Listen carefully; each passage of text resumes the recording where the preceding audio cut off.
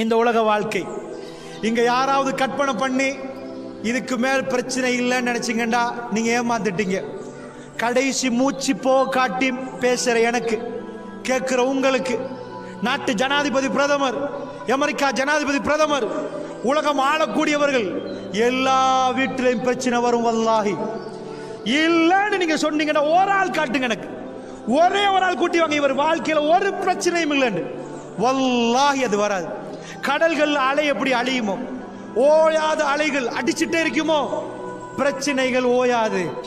இப்பதான் ஒரு பிரச்சனைக்கு முகம் கொடுத்துட்டு அல்ஹம்துலில்லாஹ் புள்ளி ஆஸ்பத்திரியில இருந்து கொண்டு வந்து வீட்டுல வச்சிருப்பீங்க. அடுத்த பிரச்சனை கதவை தட்டும். என்ன கதவை தட்டும்? மனைவி மௌத்தாகிட்டானு. இந்த பிரச்சனை அந்த பிரச்சனையோட சின்னதேன்னு நினைக்கும். ரெண்டாவது அந்த பிரச்சனை அதை விட பெருசா இருக்கும். அதுக்கு முடிச்சுட்டு திரும்ப தட்டி பாப்போ எல்லாம் முடிஞ்சு நினைப்பீங்க. அடுத்த கதவை தட்டும். அடுத்த பிரச்சனை என்னப்பான்னு பார்த்தா பொருளாதாரம் இடிஞ்சு உளுந்து கொடிகட்டி பறந்த கோடீஸ்வரர் பேமெண்ட்டுக்கு இறங்கி இருப்பார். அந்த பிரச்சனைக்கு என்ன பண்ணலாம்? கடன்காரன் சுத்தி வாரான். விதவிதமான வாகனத்தில் போனவங்க, மரியாதையோட நடந்தவங்க, ஊரே காரி துப்புற மாதிரி கடன்காரன் வர்றான்.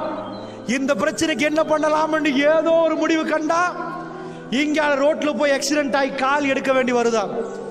இதுக்கு ஒரு பிரச்சனை என்னன்னு பார்த்து இப்படி எங்க பிரச்சனை? ஒரு இளைஞன் எதுக்கு சாப்பிடுறான், எதுக்கு சம்பாதிக்கிறான்? விதவிதமா சாப்பிடணும், விதம் விதமா சாப்பிடணும் என்பதற்காக வேண்டி கோடி கோடியாக சம்பாதிக்கணும்னு நினைக்கிறான். வீடு கட்டணும், அதெல்லாம் ரெண்டாவது. இளைஞர்களை நீங்க பாத்தீங்கன்னா கொழும்புல அவங்க கூட்டமா வந்து ஒரு ஹோட்டல்ல உட்காருவாங்க. உட்கார்ந்துட்டு எவ்வளவெல்லாம் கிடைக்குது எல்லாரும் போட்டி கொஞ்சம் சாப்பிடணும். எவ்வளவு நேரம் எடுத்து சாப்பிடணும்? 1 மணி எடுத்து சாப்பிடணும். சிரிக்கணுமா, சந்தோஷப்படணுமா, அந்த சாப்பாடு தான் ஜோலி. இதுக்காக வேண்டிதான் எதையெல்லாம் பண்ணிட்டு வந்து அந்த கூட்டம் சேருவாங்க. கொஞ்சம் புள்ள குட்டின்னு வரப்போக்கல பிள்ளைகளுக்காக யோசிச்சு ரெண்டாவது கட்டம் ஊடு கட்டுறதெல்லாம் பார்ப்பாங்க. நான் கேட்கிறேன், சாப்பிட்றதுக்காக வேண்டிதான் ஒருத்தன் பணம் சம்பாதிச்சான், அதான் மெயின். அதுக்கப்புறம் தான் வீடு வாசல். அல்லாஹ் என்ன பண்ணிட்டான் தெரியுமா? சாப்பிடவா, அவன்கிட்ட பிடுங்கி இவன்கிட்ட பிடுங்கியா, சரி சாப்பிடு. பெரிய பெரிய பார்ட்டிகளுக்கு எல்லாம் போனா, பெரிய ஃபங்க்ஷனுக்கு போனா பெரும் பகுதியானவங்க சாப்பிடவே மாட்டாங்க. டீயை கொடுத்தா கேட்பாங்க, சீனி போட்டா இருக்குது, உப்பா போட்டு தருவான். டீல சீனி போடாம சீனி போட்டான்னு கேட்பாங்க, வேணாண்டுவாங்க. எதை போட்டா டேஸ்ட் வருமோ அண்டா கணக்கில் ஆக்கிட்டீங்க. உப்பு கொஞ்சம் போட்டாதான் அது சாப்பாடு இருக்கு, இல்லாட்டி சப்புண்டு ஆகிடும். உலகத்தில் ஆக நம்பவன் கோக்கியை கொண்டு வந்து ஆக்குறீங்க. அவர் உப்பு போடலன்னு வைங்க, உலகத்துல எல்லா மிளகா எல்லாத்தையும் போட்டாரு, உப்பு மட்டும் இல்லைன்னு வைங்க, சாப்பாடு ஏறாது.